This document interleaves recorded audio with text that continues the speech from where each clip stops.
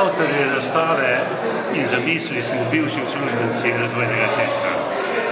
Po nekem sestanku smo ugotovili, da bi bilo lepo, če bi obudili zgodovino podjetja, ki je v bivši državi ogromno pomenilo.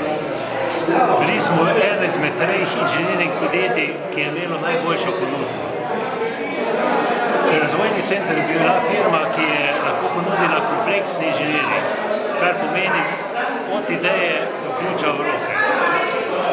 Poleg tega, da smo realizirali projekte, smo šolali tudi kadre in iz tega šolanja je zrasla vrsta pomembnih ljudi v Sloveniji, tako predsedniki skupščin, predsedniki izvršnih svetov, župani, dekani, rektorji, univerzitetni profesori, skratka, bila je kovnica strokovnjakov. V najboljših časih je v razvojnem centru bilo zaposleno 220 visokošolsko izobraženih delavcev. To je bil možganski trust, ki ga zlepa nobeno podjetje, razen mogoče na jugu Jugoslavije, da je bila taka kadrovska zasedba. Razvojni center je imel vizijo, delali smo projekte, o katerih drugi niti še slišali niso.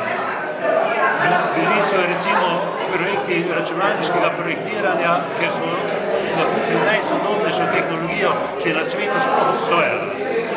Razvijali smo nove produkte, šolali smo kadre, skratka, cela vrsta je bila dejavnosti, ki smo jih združevali v en sklop in ponudili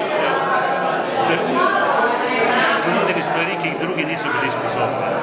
Menimo pa, da kljub temu, da je razvojni center v stari obliki ne obstoja več, ampak je to vrsta majhnih firm, od katerih so nekateri obdržali ime razvojni center, da pa je tu še vedno neka žerjavica, ki tli in iz katere bi z majhnim pišom lahko razrasel spet neki od.